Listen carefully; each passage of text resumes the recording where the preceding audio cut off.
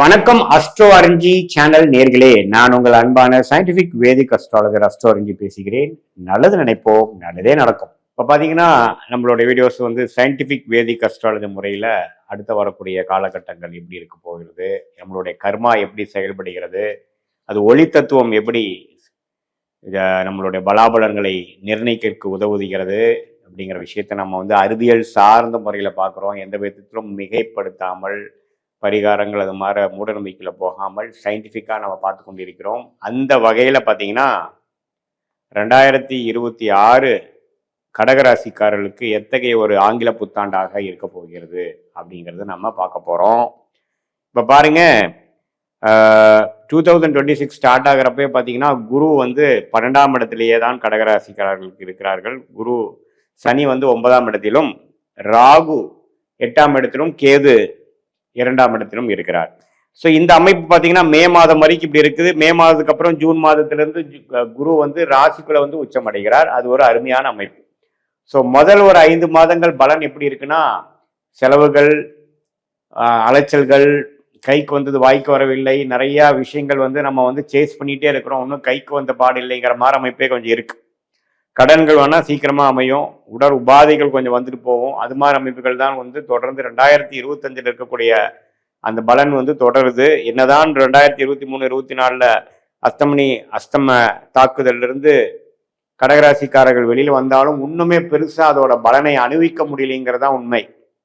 So அந்த அமைப்புல பாத்தீங்கன்னா முதல் 5 மாதங்கள் குரு 12ஆம் இடத்திலிருந்து 6ஆம் இடத்தை கனெக்ட் பண்ணி கடன், நோய், வம்பு வழக்குகளை கொஞ்சம் கொடுத்து கைக்கு வந்தது வாய்க்கு வரவைங்கிறனால அதிகமாக சேவ் பண்ண முடியாமல் செலவுகள் அதிகமாக ஆகக்கூடிய அமைப்புகள், பெற்றோர்களுக்கு உடல்நல கோளாறுக்காக செலவு பண்ணுறது, ஒரு சுப விஷயத்துக்காக செலவு பண்ணுறது, ஒரு வசதிப்படுத்திக்கிறது, வீட்டுக்கு வசதிப்படுத்திக்கிறது, வண்டி வாகனம் வாங்குறதுக்கு பழைய வண்டி கொடுத்து புதிய வண்டி அப்கிரேட் பண்ணுறது, வீட்டை வந்து வசதிப்படுத்திக்கிறது, கிச்சனை மாடர்ன் கிச்சனாக பண்ணிக்கிறது, இன்னும் கொஞ்சம் மேலே ஒரு கட்டணம் கட்டுறது, இது மாதிரி ஏதோ ஒரு சுப செலவுகள் செய்து வந்து கையில வந்து வருமானம் வந்து தங்க மாட்டேங்குதுங்கிற மாதிரி ஒரு அமைப்பு போய் கொண்டிருக்கக்கூடிய கடகராசிக்காரர்களுக்கு 2026 ஜூன் மாதத்திலிருந்து பார்த்தீங்கன்னா ராசிக்குள்ள உச்ச குருவாக வந்து ராஜயோகாதிபதியாக செயல்பட்டு ஒரு அருமையான பீரியட். என்னதான் அஸ்தம சனி முடிந்து அடுத்த வருடங்கள்ல வந்து பெருசா பலன் இல்லைனாலும் 2026 இருந்து ஓரளவுக்கு நம்மளுக்கு அஸ்தம சனி முடிஞ்சிருச்சுடாங்கிறத உணரக்கூடிய ஒரு அற்புதமான ஒரு காலகட்டமாக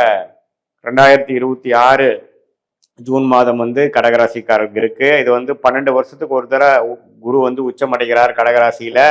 அது இந்த டைம்ல ஆகிறார். ஸோ அது வந்து உங்களுடைய ராசியாக இருக்கும் பொழுது 5ஆம் இடம் என்று சொல்லப்படுகிற புத்திரஸ்தானம், குழந்தைகள் எதிர்பார்க்கிறவங்களுக்கு குழந்தை ஆகிறது, குழந்தைகள் செல்வம் கிடைக்கிறது, குழந்தைகளால அனுகூல செய்தி வருவது, அவங்களால சில விஷயங்கள் சொன்னா கேட்க மாட்டேங்கிறாங்க, ஒரு மாதிரி புரிதல் இல்லாமல் போயிட்டு இருக்கு, அவங்களோட விஷயங்கள் ஒன்றுமே திருப்தியா வரலைங்கிற விஷயத்துல வந்து ஓரளவுக்கு நல்ல ஒரு சுப விஷயங்கள் நடக்கக்கூடிய அமைப்புகள், குழந்தைகள் மூலமாக, பூர்வ புண்ணியம் மூலமாக, நம்மளுடைய பூர்வீகத்தில் இருக்கக்கூடிய சில விஷயங்கள் சால்வ் ஆகக்கூடிய அமைப்புகள். அதே சமயத்தில் 7ஆம் இடத்துல நம்ம குடும்பத்தில் வந்து ஒரு நிம்மதி இல்லாத சூழ்நிலை, உற்றார உணர்வுகளை வந்து ஓரளவுக்கு ஒட்டுதல் இல்லாமல் ஒரு மாதிரி போயிட்டு இருக்கிறது. 2023 24 சில சங்கடங்கள் ஆனது இன்னைக்கு வரைக்கும் அது சரியாக மாட்டேங்குதுங்கிற மாதிரி அமைப்புகள் எல்லாமே கொஞ்சம் பேட்சப் பண்ற மாதிரி ஓரளவுக்கு பழைய தாண்டி புதுசுக்கு வந்துட்டோம் நாங்க அப்படிங்கிற மாதிரி ஒரு அமைப்பு கொடுக்குது. அதே சமயத்துல 9ஆம் இடங்கிற பாகிஸ்தானத்துல இருக்கக்கூடிய சனியை குரு பார்க்கறதுனால தந்தையாரோட உறவுகள், தந்தையாருக்கும் நமக்கு இருக்கக்கூடிய மனஸ்தாபங்கள் ஓரளவுக்கு சரியாகிறது, தந்தையாரோட உடல்நிலை கொஞ்சம் சரியாகிறது,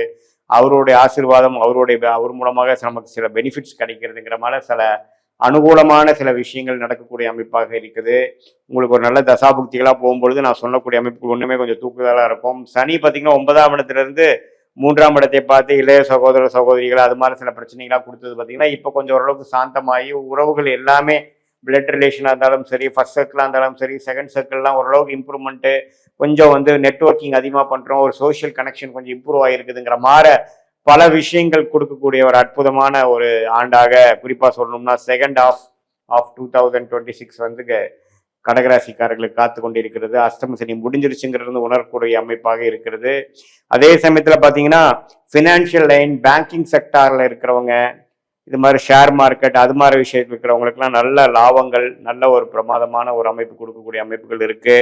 அதே சமயத்தில் திருமணமே வந்து நடக்காம திருமண தடைகளாக 2-3 வருஷமா அஷ்டம சனியிலேருந்து ஏஜே தாண்டி போச்சு சாருங்கிறவங்களுக்குலாம் சட்டுன்னு ஒரு நல்ல ஒரு திருமணம் அமையக்கூடிய அமைப்புகள், அதெல்லாம் நல்ல ஒரு அமைப்பாக கண்டிப்பாக உண்டுங்க. ஸோ பார்த்தீங்கன்னா ஹெல்த்து இம்ப்ரூவ் ஆக போகுது, ரிலேஷன்ஷிப் இம்ப்ரூவ் ஆக போகுது, ஃபினான்ஷியல் விஷயங்கள் இம்ப்ரூவ் ஆக போகுது, சுப விஷய தடைகள் நீங்க போகிறது. இது மாதிரி ஒரு அற்புதமான ஒரு ஆண்டு 2023ல பிரச்சனைக்குள்ள போன கடகராசிக்காரர்கள் இப்போ 2026ல முழுசா வெளியில வரக்கூடிய அற்புதமான ஒரு ஆண்டாக 2026 குறிப்பா சொல்லணும் செகண்ட் ஹாஃப் வந்து வருகிறது. மாணவர்கள் பார்த்தீங்கன்னா முதல் இருக்கிறதோட கொஞ்சம் கிளாரிட்டியாக கொஞ்சம் மெச்சூரிட்டி, பழைய சிநேகிதர் சேகரெல்லாம் கொஞ்சம் பழைய தேவையில்லாத ஒரு நட்பெல்லாம் விலகி இப்போ தேவையான விஷயத்தை மட்டும் செய்யக்கூடிய ஒரு அமைப்பு. கொஞ்சம் ஓரளவுக்கு பையனுக்கு பொறுப்பு வந்துருச்சுங்க. இப்போதான் அவன் என்ன பண்ணணும் என்ன படிக்கணுங்கிறதுல ஒரு தெளிவு பெறுகிறான் அப்படிங்கிற மாதிரி அமைப்பு வந்து கடகராசி மாணவர்களுக்கு கண்டிப்பாக கிடைக்கக்கூடிய அமைப்புகள் உண்டு. அவங்க மேற்படிப்பு படிக்கிறதுக்கு வேணுங்கிற உத்வேகம், காம்படிட்டிவ் எக்ஸாம்ஸ்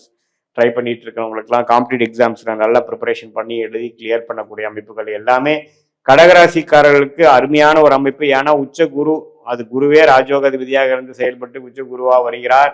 இதுவரை விரயங்களையும் பிரச்சனைகளையும் கைக்கு வந்தது வாய்க்கு வரவில்லைங்கிற மாதிரி சில கடன் உபாதைகளை கொடுத்து கொண்டிருந்த அந்த குரு வந்து நல்ல சாதகமான நிலைமைக்கு மாறும் பொழுது 2026 முடியும் பொழுது ஓரளவுக்கு நல்லாவே சரியாயிடுச்சு. பிரச்சனைகளிலிருந்து மீண்டு ஓரளவுக்கு அடுத்த லெவல் வாழ்க்கைக்கு நோக்கி வரக்கூடிய அமைப்புகள் உண்டு. அதே மாதிரி சீனியர் சிட்டிசனுக்கும் பார்த்தீங்கன்னா உடல் உபாதையினாலையும் இந்த டயபெட்டிஸு, இந்த கொலஸ்ட்ரால் இஷ்யூஸு, பிபி, சுகர் அது மாதிரி விஷயங்களால் பாதிக்கப்பட்டவங்களுக்குலாம் ஓரளவுக்கு மெடிசன் கண்ட்ரோல் பண்ணி ஓரளவுக்கு உடம்பு உபாதைகள் இல்லாமல் ஓரளவுக்கு சீராக வாழக்கூடிய அமைப்புகளும் கடகராசிக்காரருக்கு இருக்கு. இது வந்து பார்த்தீங்கன்னா ஒரு பொதுவான பலனை தவிர உங்களுடைய ஜென்ம ஜாதகத்துல நீங்க பிறந்த தேதி, பிறந்த நேரம், பிறந்த ஊரை வைத்து நம்ம அமைத்து நீங்க எந்த லக்னத்துல வந்திருக்கீங்க, எந்த லக்னத்துல வந்து இப்ப நடக்கக்கூடிய தசாபுக்திகள் வந்து சிறப்பான தசாபுக்திகளா, ராஜயோக தசைகளா, அல்லது வரக்கூடாத திசைகள் போய் கொண்டிருக்கிறதா, அல்லது நியூட்ரலான திசைகளா, உங்களுடைய 9 கிரகங்களும் ஜாதகத்துல எப்படி இருக்கு, எந்தெந்த நட்சத்திரத்துல இருக்கு, இதெல்லாம் நம்ம சயின்டிபிக் வேதிக் அஸ்ட்ராலஜி முறையில துல்லியமாக நம்ம பார்த்து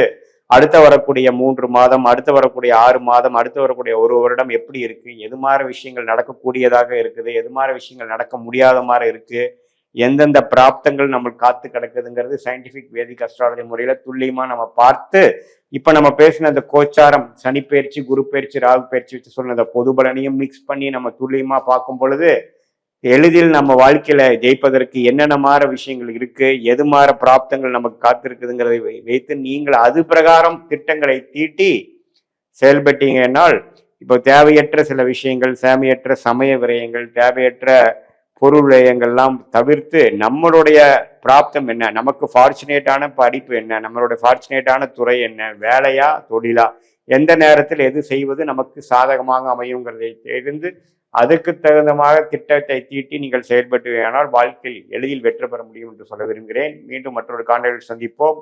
நன்றி, வணக்கம்.